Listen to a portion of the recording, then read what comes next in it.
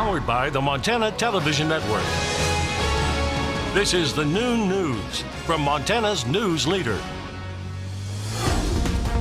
Good afternoon, and thanks so much for joining us here on the Statewide Noon News. I'm Samantha Sullivan. President Trump delivered his second State of the Union address last night. It was delayed a week due to the partial government shutdown. CBS's Natalie Brand is on Capitol Hill with a recap of the president's speech. Of Congress, the state of our union is strong. President Trump pushed for unity in his second State of the Union address Tuesday night. Victory is not winning for our party. Victory is winning for our country. Facing a divided Congress, the president warned Democrats not to let partisan investigations hamper U.S. prosperity. If there is going to be peace and legislation, there cannot be war and investigation. The biggest applause of the night highlighted a visible change in Congress. More women serving in Congress than at any time before. And most of them are part of the newly empowered Democratic majority in the House. But there were not many cheers from Democratic lawmakers as President Trump renewed his demands for a southern border wall. Simply put, walls work and walls save lives.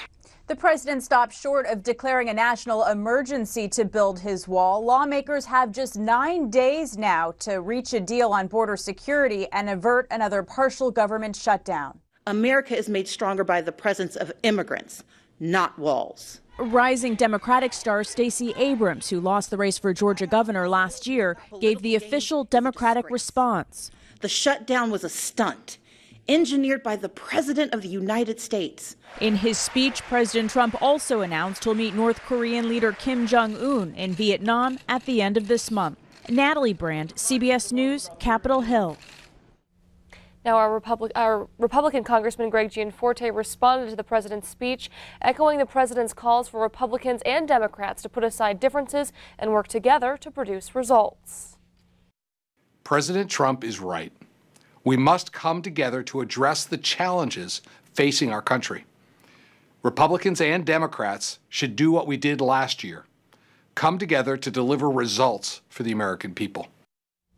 Senator Steve Daines also reacting on Twitter, saying, quote, "I commend Donald Trump for his leadership in putting the U.S. ag first, and I will continue to work to reduce barriers to trade."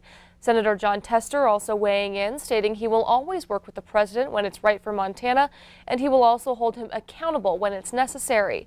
Tester saying he agrees with the president's call for unity and bipartisanship, but says those words will ring hollow if not paired with action. In other news this afternoon, a man who buried his less than 5-month-old nephew alive last year near Lolo Hot Springs has changed his plea. If you recall, the boy survived even after he spent hours face down in wet clothing and partially buried under sticks and debris in the woods. 33-year-old Francis Crowley pleaded guilty to criminal endangerment and child criminal endangerment on Tuesday in Missoula District Court. The Missoula County Attorney told MTN that Crowley also entered a no-contest plea in an assault on a child charge. Authorities say the infant was in Crowley's care when he was high on meth and bath salts.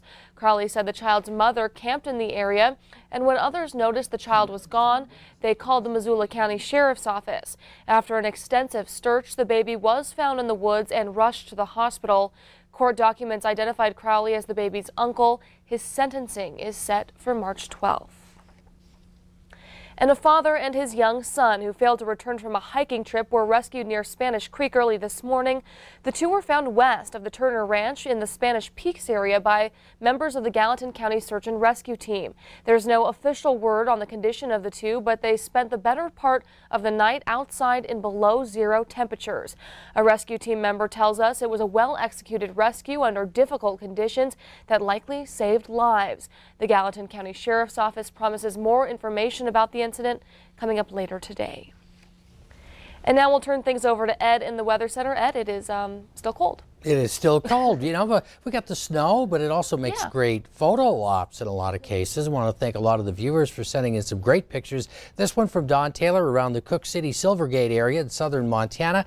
Beautiful start to the day and a great reason to be out there and enjoying the sunshine. However, the sun wasn't shining quite so bright in the snowy mountains. Craig sent us this picture from early this morning, and you could just feel the cold across the region. And then from MTN, our own Zoe Zandora was out enjoying the weather to the extent that she could and trying to create, hopefully we'll get this back to the beginning. You can see there's the hot water going up in the air, creating some of those snow showers there this morning. That's the most snow that we've seen for a while in portions of the state. We'll talk more about the cold when we come back in a few minutes. Said. Under current law, microbrewery tap rooms in Montana must close at 8 p.m. A bill before state lawmakers could extend that closing time to 10, but it ran into some stiff opposition. Montana craft brewers came out in force on Tuesday to testify for the bill to extend their closing hours. They say another 2 hours will help the booming industry keep growing and appeal to more tourists in the spring and summer months. Farmers who grow malt, barley, and hops also testified for the bill, which is sponsored by Democratic State Representative Dave Fern of Whitefish.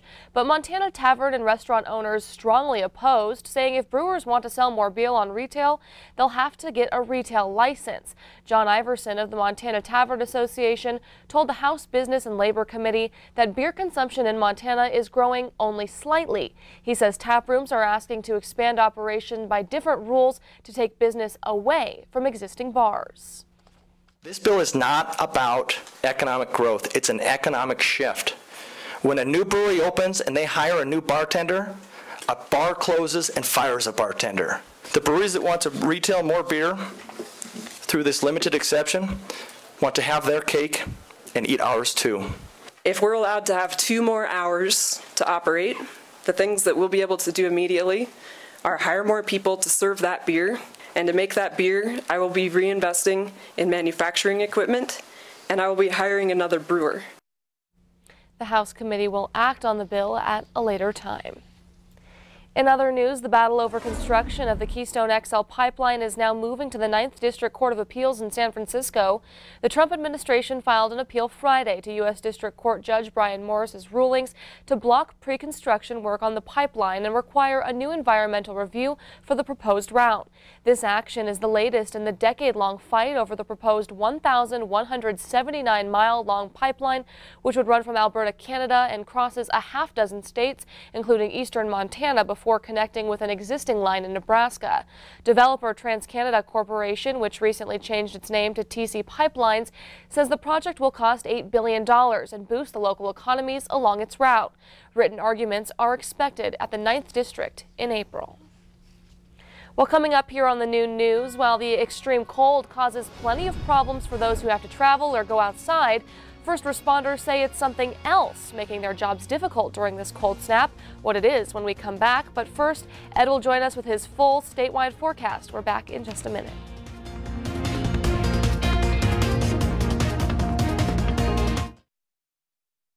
You're watching MTN News with Samantha Sullivan. Storm Tracker weather with Ed McIntosh, and farm and ranch news from the Northern Ag Network. This is the noon news on Q2, Montana's news leader.